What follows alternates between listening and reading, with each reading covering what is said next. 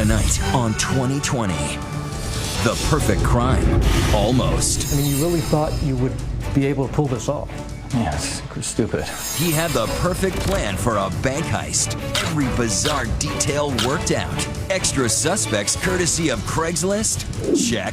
I needed to create the crowd, and that's when I went to Craigslist. Now imagine me times 15. What's up, dude? Escape by inner tube? Check. Wife kept in the dark? Check. Not even my wildest nightmares could I have dreamt up the kinds of things that he was actually doing. So how did he get caught? This wasn't your typical witness, was it? No. Catch me if you can. Plus, tired of your life or just your wife? Then arrange a death, your own, and leave your son to discover it. I don't know where he is. I can't find him. You gotta help me. And then that's when the whole search went crazy. And so did his wife when she began finding those mysterious emails. It was like someone rising from the dead. Disappearing act. And this sweet little old lady who's no lady. She's not even a woman, but a cross-dressing crook impersonating his dead mother to get her money. He became her. That's exactly what he did. The perfect crime, almost. Here's Barbara Walters. Good evening. He almost got away with it. The high school hunk turned bank robber, pulling off one of the most outrageous bank heists in years. He had a script all worked out. He had an escape plan. He had everything. But the one thing no one could have foreseen, an eyewitness. But what an eyewitness. Here's Gio Benitez. In the annals of robberies gone wrong, there's a long list of do's and don'ts, like always know your escape route and try to come up with a better disguise than a tree. He had tree branches duct taped about his body. But for Anthony Curcio, the line between brilliant and botched is blurred. He pulled off the perfect crime, almost, from high school football fame to bank heist infamy. It's like something out of a movie. A brazen bank robbery suspect wearing gloves, sunglasses, and a mask, attacking an armored truck with a bag full of cash, making his escape on an inner tube. Curcio is now known in his hometown as the crook who almost got away with a seriously crazy plan. It started here, on the outskirts of Seattle, the sleepy town of Monroe, Washington, where manicured lawns smack of ordinary life. The kind of place where life seems pretty predictable, unless, of course, you're planning the unpredictable.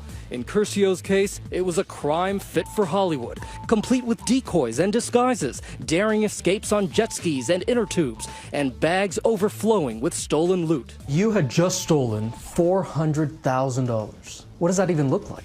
Enough to fit in a bathtub. Curcio's life of crime started innocently enough. A golden boy from a well-to-do family with everything going for him, and for whom everything came a little too easy. Captain of the high school football team, known for his Friday Night Lights victories.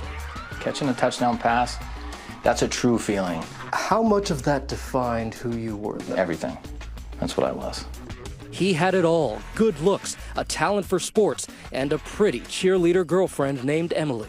I knew that there was something special about Emily, and beyond special, for sure. You know, we were that couple where the teachers would call me Mrs. Curcio. I remember the first time that he told me that he loved me, I was just kind of like, oh my God. The two became inseparable in high school and stayed together when he went to college at the University of Idaho. No longer the big fish in a small pond, Curcio was now feeling the pressure of college sports. His way to cope?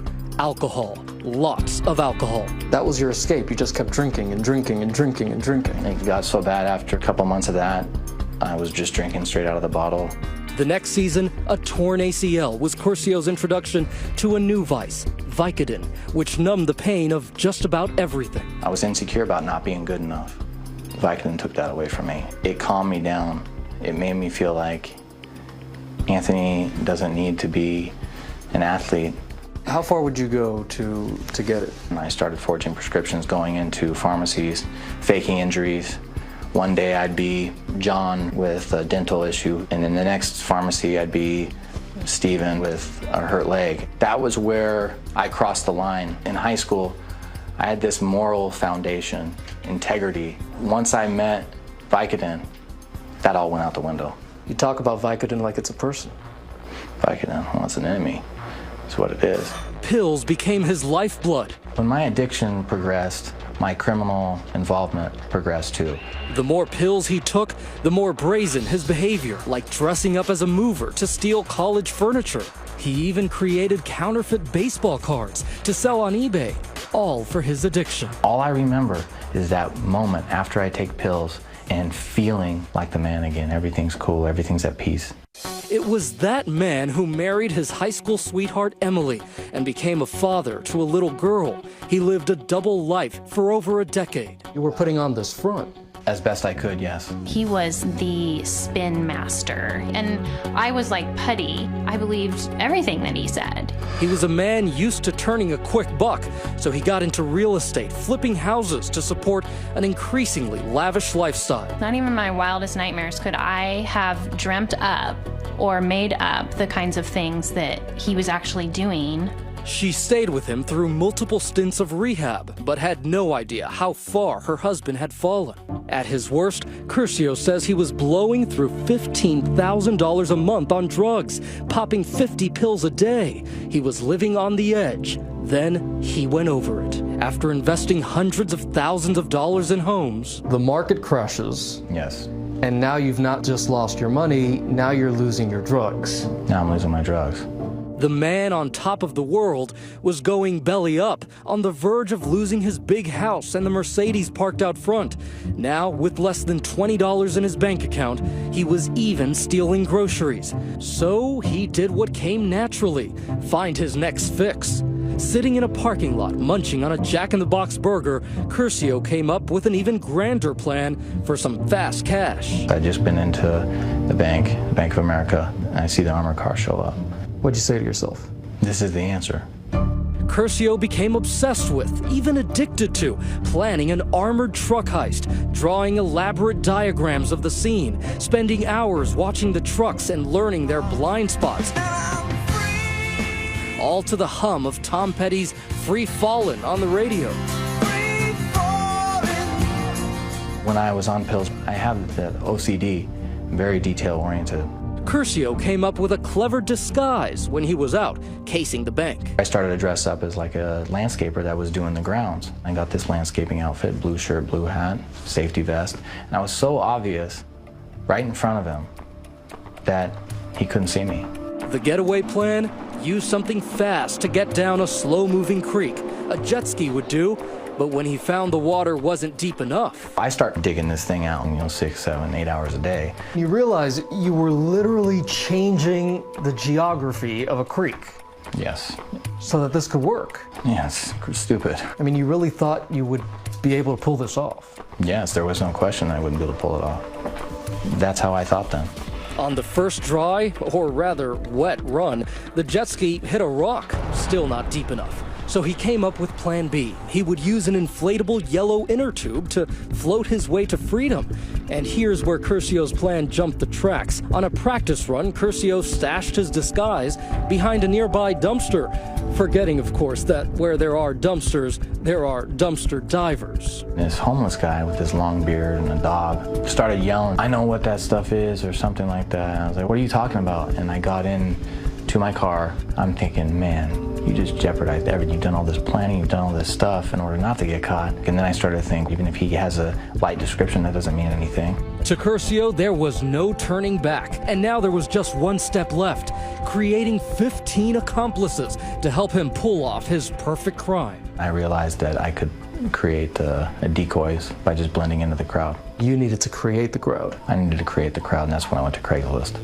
And this latest idea took Curcio's already wacky plan, what's up, dude, to a whole new level. This is my day. It's game time.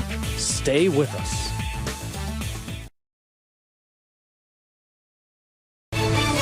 "2020 continues. Once again, Gio Benitez.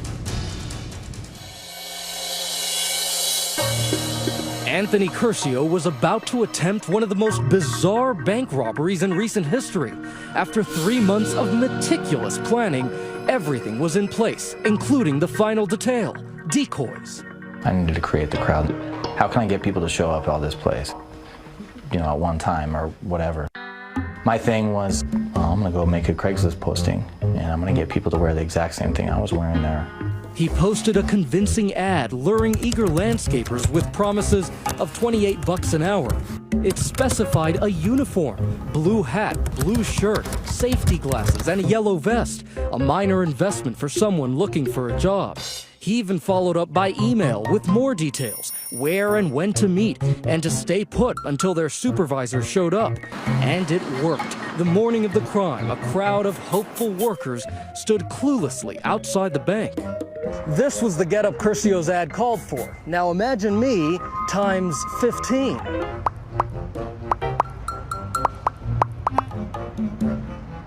What's up, dude? Now, one of these guys was going to pull off the ultimate heist that morning. The rest, they were going to help. They just didn't know it. Corey Skinner was one of those workers. Everybody was just kind of sitting around talking and waiting to go to work. And about 35 minutes later, we finally realized that we weren't there to work. Corey went to high school with Anthony Curcio, but had no idea what the most popular kid in school was about to do. I'm definitely nervous. It felt just like before a big game, except now I'm dealing with my life here. All of a sudden I see the armored car. So I take my mace, I get about 15 feet from him and pepper spray them. This bank surveillance video tells the story. Curcio comes out of nowhere and hits the guard with enough mace to stun a bear. The guard reaches for his eyes and lets go of the bags of money hanging on the cart. Curcio makes his move. Did what I planned on doing, grabbed the money, took off.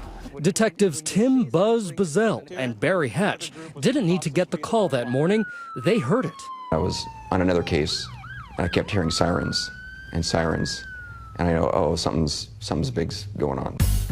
Buzz and Hatch, each with 15 years of sleuthing under their holstered belts, constitute 2/3 of the detective unit in the small town of Monroe.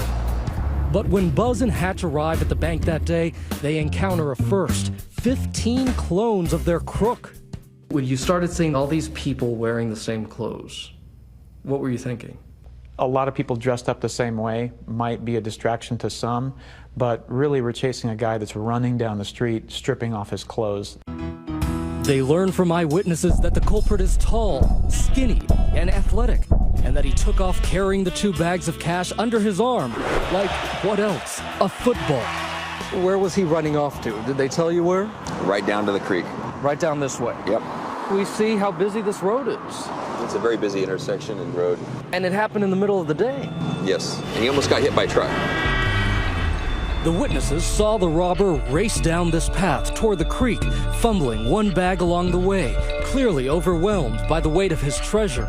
Then, for 200 feet at breakneck speed, he ran to the edge of the creek to make his unlikely getaway on an inner tube. The officers told me that the inner tube was on the far side of the creek. I thought it was resting up against some trees and brush. What did you think when you saw that? That was a strange way to try to escape from a robbery, and where did he go? Where'd he go? The last place anyone would look for a thief.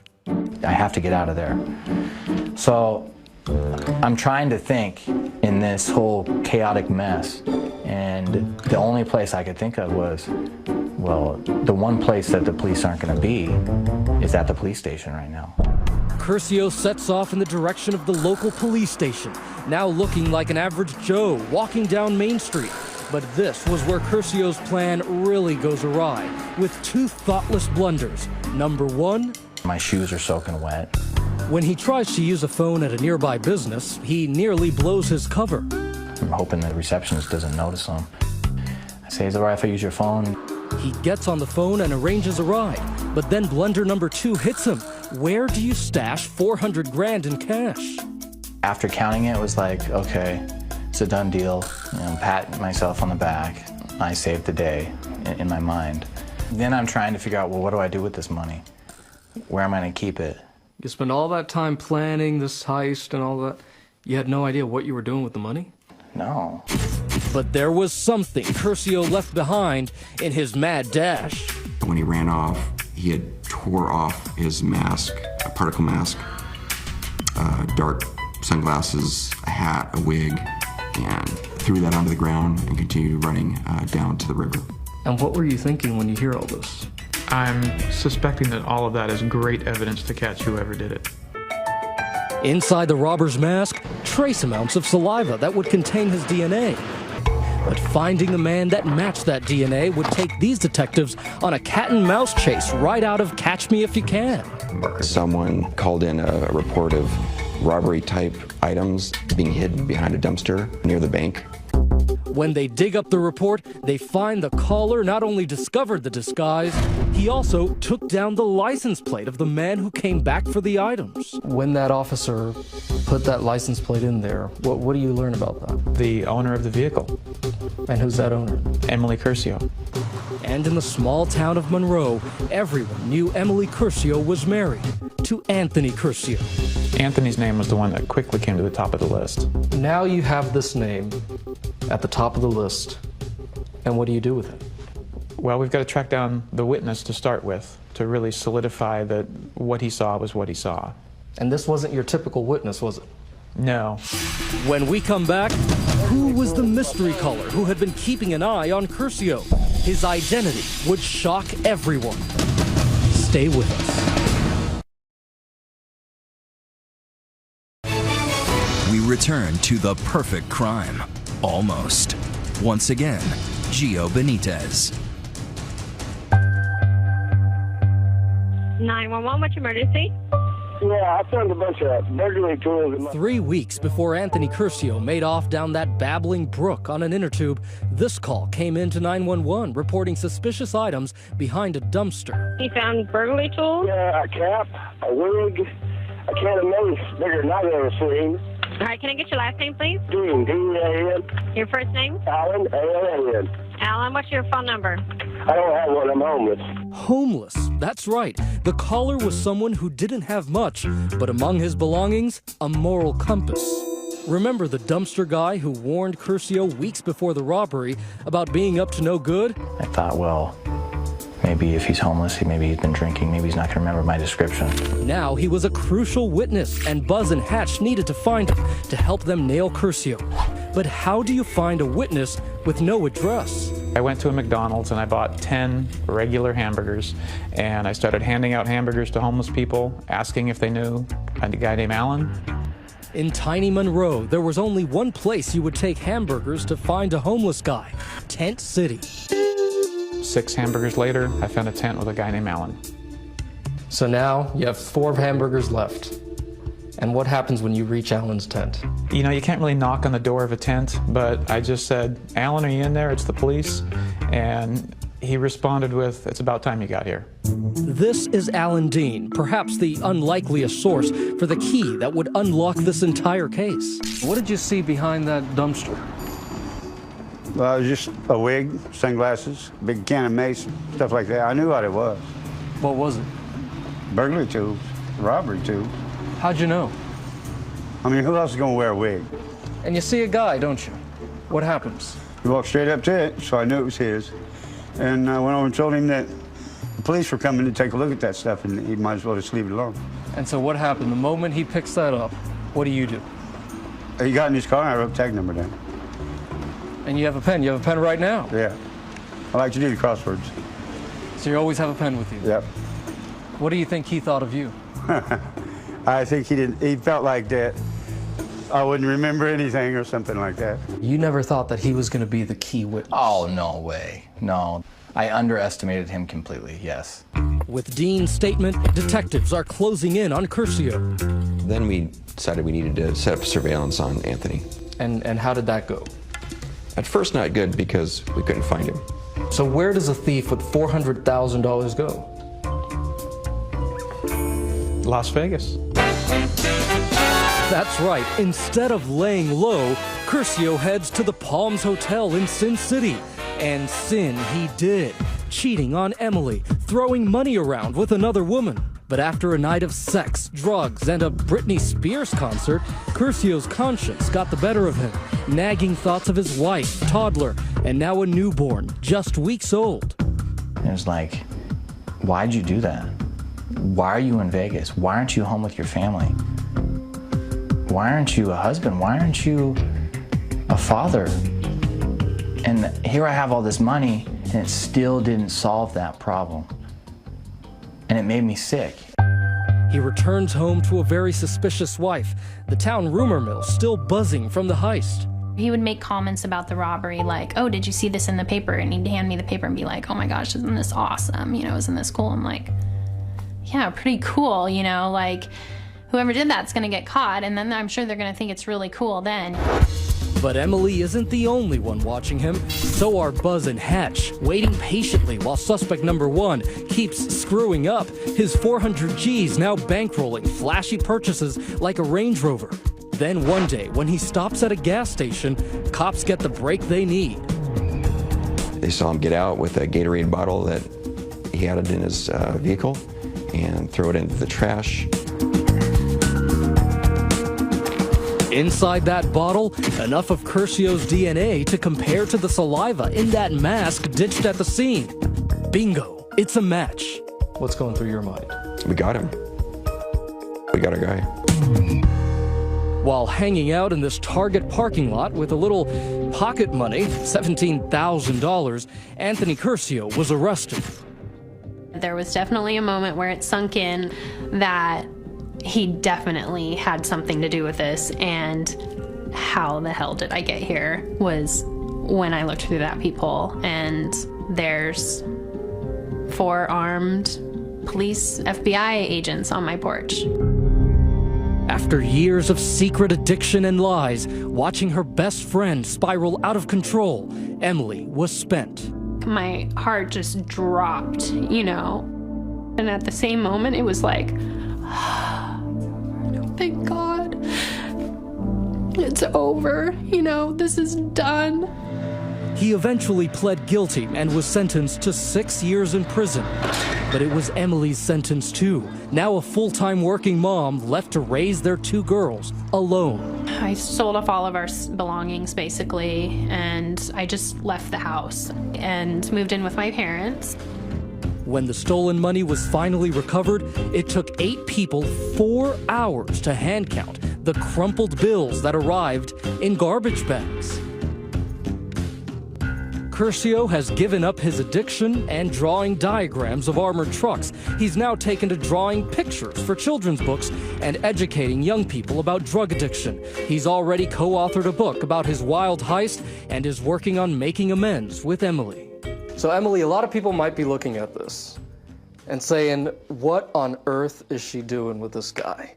He's lied to you, he's stolen money, he's cheated on you. Why are you sitting right next to him? Because I never forgot about who he was when I fell in love with him. And I just knew that he was still that person somewhere deep inside. Nearly a year out of prison now, Anthony Curcio, the once local football hero, is back home in the small, quiet town of Monroe. Instead of crime on his mind, he has family on his mind. He's even coaching his oldest daughter's first-grade basketball team, something he does not take for granted. I had justified that I was doing this for my family. But you know what? Someone that's doing that for their family would have not gambled with them and lost 5 years of not being around them. You felt like you gambled with them. Yeah. And you should never gamble with someone you're not willing to lose. As you can see, Anthony is still together with his high school sweetheart. Would you have taken him back? Well, we're on Twitter tonight, so let us know using the hashtag ABC2020. We'll be right back. Next, an undertow took this husband's life. I thought he was dead. She started planning his funeral, but he started planning his own party, poolside. This was not necessarily a genius plot, was it? When the perfect crime almost returns. With this freezing cold weather and snow through so much of the country, tonight a lot of us are probably dreaming about a day at the beach. But the man you're about to meet took it one step further. He went to the beach to pull off the almost perfect disappearance, his own. Paula Farris has the amazing story of being swept away. It is a familiar fantasy. Dump your old life for a one-way ticket to paradise. It is the daydream of a million midlife crises. Raymond Roth decided to hit reset on his life a few weeks before his 48th birthday. His grand exit began with a day at the beach in New York and a great big lie. It's like surreal, kind of, you know? John Roth shows us the exact spot where his father got in over his head. I'm afraid that my dad might just show up out of nowhere, and that would be crazy. Saturday, July 28, 2012. The weather overcast and cool with a chance of rain. Nevertheless, Raymond and son decide it's a perfect beach day. Neighbor Ron Christian remembers. He just said, "See you later, we're going to the beach." A father-son day at the beach. What could be more fun? Unless it evolves into criminal activity. At the beach, they choose their spot with care. We kind of went off over back there. It was a no-swim zone. Just the place for a swim, Raymond decides. He took his shirt off, took his shoes off even. Half an hour later, John sounds the alarm, saying his dad went for a dip and disappeared. I called my stepmom. I told her I don't know where he is. Dad went into the water and never came back out. She started crying on the phone. Roth calls 911 and runs for help. And I told them, I don't know where he is. I can't find him. You gotta help me. And then that's when the whole search went crazy. Helicopters, lifeguards, the Coast Guard, everyone responds to the scene. Raymond is not an easy guy to lose. He's like 6'3", about 280. They comb the beach and fish for his large body in the sea. It was a full rescue effort at that time. But Raymond Roth is nowhere to be found. We're all crying on the beach that, you know, maybe he had a heart attack, maybe, you know, the undertow. But then what about this? Among his belongings left on the beach, a wallet with no driver's license, a cell phone with no calls or texts, and as Ivana soon discovers, bank accounts with no money. There was nothing left. And although it is unclear exactly when, Raymond had also significantly increased, tripled, his life insurance. But it would never do anyone any good because Raymond Roth didn't have the decency to stay dead. And then the horror started. 4 days after the disappearance, Ivana Roth stumbles upon her stepson John's open email account. Uh-oh. All the emails popped up. She reads a dumbfounding series of secret messages from Raymond sent the day before he went missing. Raymond mentions a last will and testament, speaks of going the distance and getting cash for the trip. Raymond warns John, use a payphone, and most mysterious of all, call me at the resort. And I'm like, I can't believe it, he's alive. We have to call the authorities.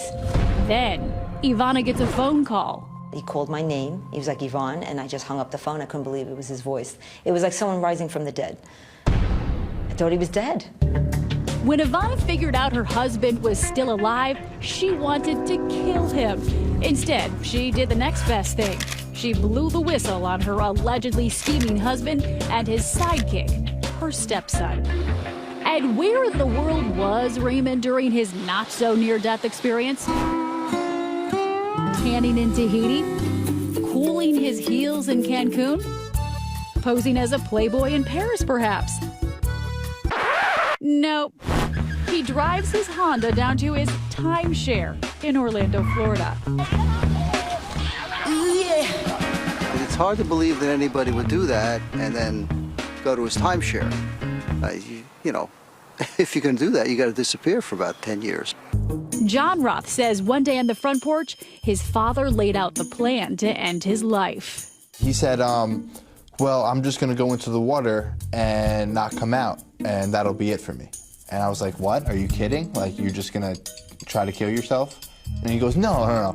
I'll be in Florida. You know, like he was, ta-da, you know, like. Ray's magical thinking? He said that My role was to just convince everybody that he was dead. And once that happened, I would collect on the monies and deliver the monies to him in Florida. And then that day in July, it's go time. And he said, okay, here's all my things. I'm leaving. See you later, bye. You wait 30 minutes, and then you tell everybody I'm missing. So the father basically told his son, if you don't do this, I'm going to kill you? Yes. As for Raymond, his dream of a cosmic do-over dashed. He heads for home, you know, in his Honda, and immediately gets pulled over for speeding. Never mind his real violation, DWD, driving while supposedly dead. I got a guy on a traffic stop that's listed as missing involuntary out of New York. Raymond is sent on his way. Being a missing person is not a crime, but insurance fraud is. And those are the charges waiting for him when he finally resurfaces in New York. Why did you fake you? Where it seems nobody loves Raymond. Ray, now is the time to apologize. Raymond says the life insurance angle was his son's idea. He had nothing to do with that. But prosecutors charge both men with insurance fraud. So ends one man's fatally flawed plan. Raymond Roth will have to live with the consequences, but not with his wife. Living up to her vow, till death do us part, she filed for divorce. I didn't realize that, you know, he turned into such a horrible person. The least of Raymond's worries, since instead of a bachelor pad timeshare down south, he may be sharing a prison cell upstate. Next, there's a big lie behind those granny sunglasses. But only these man hands would give it away. How bizarre was this case? I've never seen anything like this before. And you haven't either. Just wait.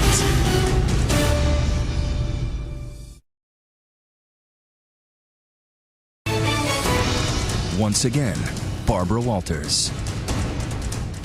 There was something strange about Mrs. Prusik, how she always wore sunglasses on the cloudiest days, never said much, how her clothes never quite fit.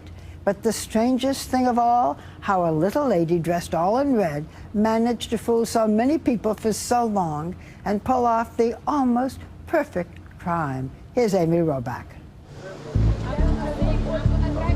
It's your average ho-hum afternoon at the DMV. As security cameras roll, a 77-year-old woman named Irene Prusik, dressed in red, her favorite color, steps up to the counter for the utterly routine task of renewing her license. Not much to see, right? But in fact, this seemingly innocuous video holds the key to a tantalizing mystery. A twisted tale of cross-dressing and crime. How bizarre was this case? In all my years, I've never seen anything like this before. Irene Prusik was a former actress and model who made her home in this neighborhood in Brooklyn, New York. Irene spent her entire life in this elegant brownstone and was a well-known figure to neighbors like John Coffey. How would you describe Irene? She was a woman that she had elegance, she had poise, she knew how to carry herself. Irene shared her home with her son, Tom, who was known around the neighborhood as a quiet, enigmatic man. He didn't have too many friends in the neighborhood that I know of. He had none that I know of. By 2003, Irene and her family had hit hard times. Unable to keep up on payments on the family brownstone, the property was sold under foreclosure. Staring eviction in the face, Irene was getting desperate. Fighting to keep her home, she filed lawsuit after lawsuit to avoid eviction. This photo of Irene was taken by her attorney, April of 2009.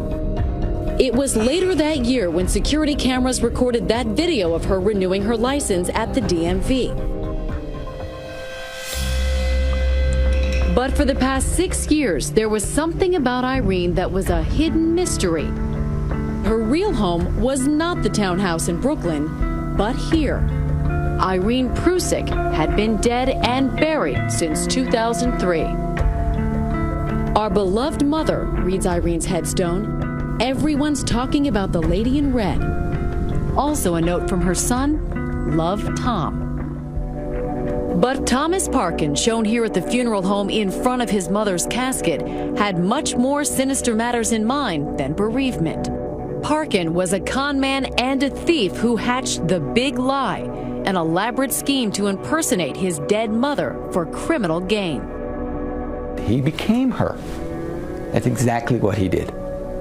Because in his own mind, in his own plan, she needed to still be alive.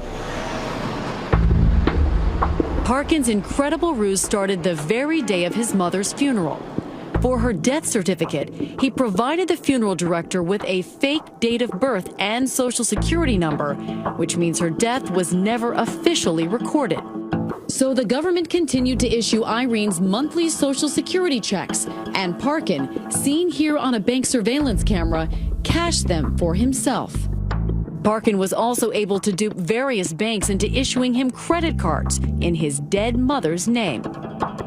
Even the court system fell for Parkin's scheme. He filed lawsuits in his dead mother's name in order to hang on to the Brooklyn townhouse, and no one was the wiser. Why didn't the court system catch him? The agencies he was dealing with are set up to take things at face value. He was exploiting that reliance on honesty. But in the most bizarre twist, Parkin would actually dress up as his dead mother to further his scheme. That DMV video of Irene renewing her license, authorities say that's really Parkin dressed in drag, assisted by an accomplice. What was your reaction to that? The thing that jumped out at me was he's doing a pretty good job, except that person walking across the DMV floor is walking like a 45-year-old man, not like a debilitated 73-year-old. Parkin might never have been found out if it wasn't for a stunning development in the case in March of 2009. Believe it or not, Parkin himself walked into the Brooklyn District Attorney's office complaining that he and his mother were being defrauded over their townhouse. Thomas Parkin came into this office and repeatedly told them, Irene Prusik is alive, Irene Prusik is alive, Irene Prusik is alive. It doesn't take long for investigators to discover that Irene is actually dead. While pretending to look into his fraud claim, investigators press Parkin on the phone to set up a face-to-face meeting with his mother.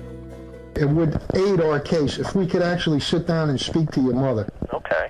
Okay, sir? Now, the thing is that she doesn't know.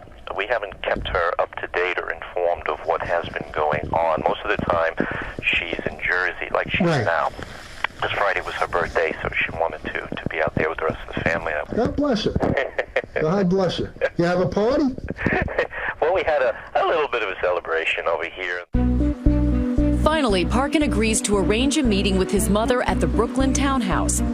A hidden camera is rolling as investigators enter the building, and Parkin's accomplice leads them to a darkened room. And they walk in, and there is Mr. Parkin wearing dark glasses. He's got a scarf around his neck, doesn't say a word. It's hard to tell exactly who's behind this getup, but there is an obvious clue to one of the investigators. He didn't know for sure who that was, but he does remember the hands. He remembered them being man hands. Authorities had nailed the cross-dressing crook dead to rights. He was arrested and charged with grand larceny and mortgage fraud. In another bizarre twist, Parkin gives this rambling statement to police, saying when he gave his mother CPR the night she died, I felt a feeling in my chest and believe her spirit went in me and guided him to put on her things. What do you make of that statement? When I asked him about it, he said that he had not been taking his medication, that he didn't really mean it, that's not what happened. But Parkin was convicted on all charges. He didn't want to talk to 2020 on camera, but during our interview with his attorney, he unexpectedly called in and agreed to answer some of our questions over the phone. Just explain and tell us, from your point of view, why you impersonated your mother. What was your motivation? Well, that's completely erroneous, and I've always maintained that. So you say you've never dressed up as your mother? Never. And there was never any indication or any witnesses that said I did. Do you know who dressed up as your mother, who impersonated her? No. The judge was unmoved by Parkin's denials. He threw the book at the transvestite thief, sentencing him to 13 to 41 years in prison. It's a very harsh sentence that was meant to send a message. Tom Parkin pulled off complex frauds for years. Mr. Parkin is on a level all his own. I don't think we'll see his like anytime real soon. That's our program for tonight. I thank you for watching. I'm Barbara Walters, and for all of us at ABC News in 2020, good night and enjoy the rest of your weekend.